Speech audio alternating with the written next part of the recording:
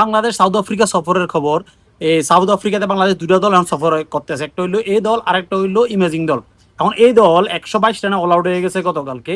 আর আইসকা south Africa আইসকা দিনে তারা 89 over খেললা 450 রান করছে, 450 রান উপরে রান করছে একদিনে। টেস্টে 450 রান হওয়া মানে চারটেখানি কথা না, টোটালে তারা 622 রান করছে। এখন বাংলাদেশে তারা অলরেডি লিড দিয়ে লাইছে 500 রান। আর তাদের এখনো এক ইনিংস হাতে আছে, আরো 2 দিন খেলা আছে। বাংলাদেশ কালকে ব্যাটিং করতে অবশ্যই নামবে, আমার আশা করি মনে হয় যে তারা ডিক্লেয়ার দিব কালকে সকাল থেকে বাংলাদেশ ব্যাটিং করতে নামুক। তাহলে বাংলাদেশ এই দল অলরেডি ইনিংস পরাজয় হওয়ার সম্ভাবনা 100% শিওর হয়ে গেছে গা। বাংলাদেশ এই দল বাজে, বাংলাদেশ এই দলে কিন্তু ভালো ভালো প্লেয়ার আছে, টেস্টে বড় বড় প্লেয়ার আছে। এখন বাংলাদেশ ইমেজিং দল কিন্তু এত একটা খারাপ করে নাই, তারা 478 ডিক্লেয়ার দিচ্ছে সাউথ আফ্রিকা ইমেজিং দল।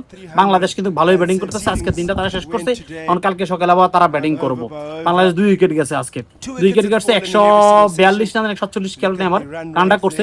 তাহলে এখন আমাদের বাংলাদেশ এই দল হচ্ছে, বাংলাদেশ ইমেজিং দল কিন্তু ভালো খেলতেছে সাউথ আফ্রিকা সফরে, বুঝতে হবে ব্যাপারটা।